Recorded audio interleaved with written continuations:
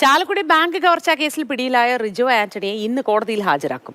പ്രതിയുടെ വീട്ടിലും പോട്ട ഫെഡറൽ ബാങ്കിലും ഇന്ന് തെളിവെടുപ്പ് നടത്തും. കവർച്ചയ്ക്ക് ഉപയോഗിച്ച കത്തിയും പണവും കണ്ടെടുക്കേണ്ടതുണ്ട്. വിശദാംശങ്ങളുമായി MS ലിഷോയ് ചേരുന്നു. Lishoy, good morning. ഇന്ന് തെളിവെടുപ്പ് എങ്ങനെയായിരിക്കും? വിശദാംശങ്ങൾ എന്താണ് ലിഷോയ്? തെളിവെടുപ്പ് ഉൾപ്പെടെയുള്ള കാര്യങ്ങളൊക്കെ തന്നെ പൂർത്തിയാക്കേണ്ടതുണ്ട്. ഞാനിപ്പോൾ നിൽക്കുന്നത് റിജോയുടെ വീടിന് മുൻപിലാണ്.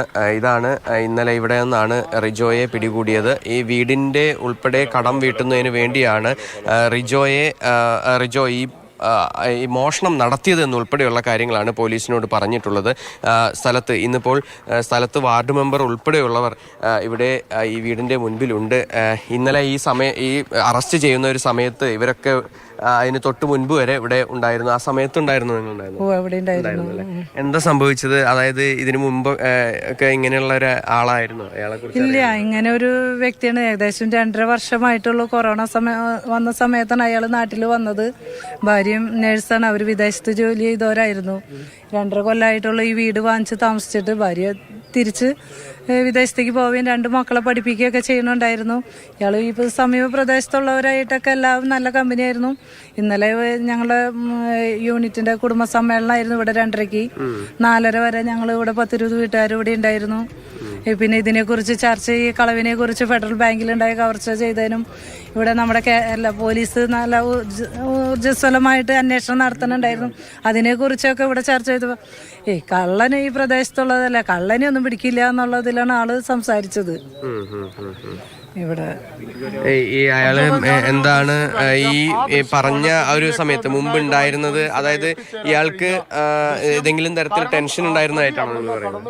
അത് ആ സമയത്ത് ഒരു സീറ്റില് കസേരയിൽ എല്ലാവരും ഇരിക്കുമ്പോ ചെയറിൽ ഇരിക്കണ്ടായില്ല, അങ്ങോട്ടും ഇങ്ങോട്ടും ഒന്ന് ഓടി നടക്കണുണ്ടായിരുന്നു.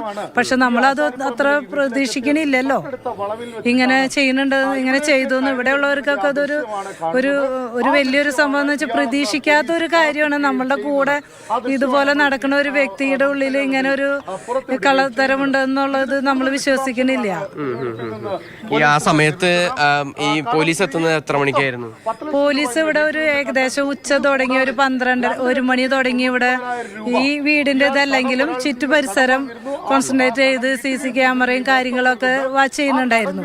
പോലീസിന്റെ ഭാഗത്തുനിന്ന് ഒരു 3-4 വണ്ടി പോലീസുകാർ ഇവിടെ വാച്ച് ചെയ്ത് DSP ഞാൻ കുറെ അറിയണ നമ്മുടെ കേരള പോലീസ് സമയത്ത് അപ്പം ആള് ടെൻഷനിലായിരുന്നു. അതായത് അത് ആളറിയണുണ്ടോന്ന് അറിയില്ല.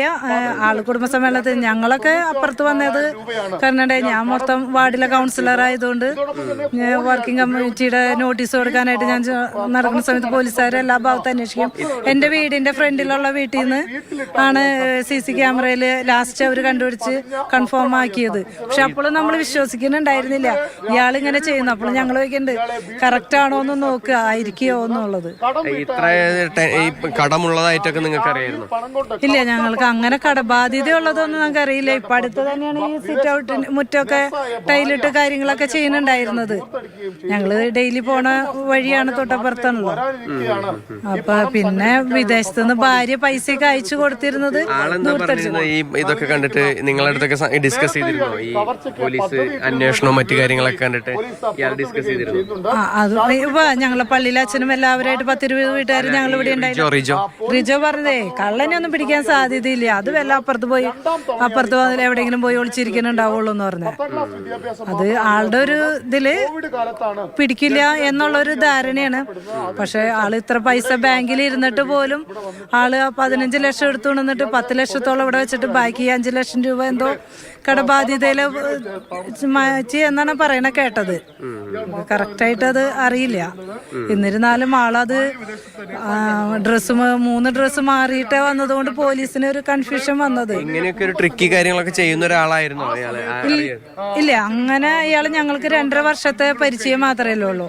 പക്ഷെ ഞങ്ങളെ തൊട്ടടുത്തായതുകൊണ്ട് ഇവിടെയുള്ള പ്രദേശവാസികളായിട്ട് നല്ല കമ്പനിയും കുറച്ച് നാളുകളായിട്ട് എല്ലാവരായിട്ട് നല്ല ഇടപഴകലും കൂടുതലായിരുന്നു എല്ലാവരായിട്ട്.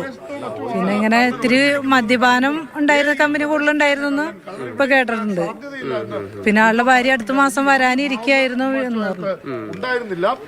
തീർച്ചയായും കൗൺസിലറുടെ പ്രതികരണമാണ് നമ്മൾ കേട്ടത്. അതായത് റിജോ ഇന്നലെ ഈ ഒരു സമയത്തൊക്കെ തന്നെ ഈ പോലീസ് എത്തുന്നതിന് തൊട്ട് മുൻപ് വരെ തന്നെ ഇവിടെ ഉണ്ടായിരുന്നു. ആ സമയത്തൊക്കെ ഇവരുടെ ഒപ്പം തന്നെ ഉണ്ടായിരുന്നു. ആ സമയത്ത് ഇവിടെ കുടുംബ സമ്മേളനം നടക്കുകയായിരുന്നു. കുടുംബ സമ്മേളനം നടക്കുമ്പോൾ അയാൾ ടെൻഷനിലായിരുന്നു. ആ ടെൻഷൻ ആയെങ്കിൽ പോലും ഇയാൾ പോലീസൊന്നും ഈ കള്ളനെ പിടിക്കില്ല എന്നുള്ള ഉൾപ്പെടെയുള്ള കാര്യങ്ങൾ ഈ വീട്ടുകാരോടും അതുപോലെ തന്നെ ഈ കൗൺസിലറോടും ഉൾപ്പെടെയുള്ള ആളുകളോടൊക്കെ പറയുകയും ചെയ്തിട്ടുണ്ടായിരുന്നു. എന്തായാലും ഈ പ്രതിയെ ഇന്ന് കോടതിയിൽ ഹാജരാക്കുകയും ചെയ്യും.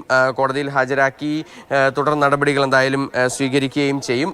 കൂടാതെ ഏറ്റവും പ്രധാനപ്പെട്ട ഒരു കാര്യമെന്ന് പറയുന്നത് ഈ കവർച്ച ചെയ്ത പണം അത് തിരികെ കണ്ടെടുക്കേണ്ടതുണ്ട്. ആ കവർച്ച ചെയ്ത പണം തിരികെ കണ്ടെടുക്കുകയും അതിനോടൊപ്പം തന്നെ കത്തി ഉൾപ്പെടെയുള്ളവ തിരികെ കണ്ടെടുക്കുകയും വേണം.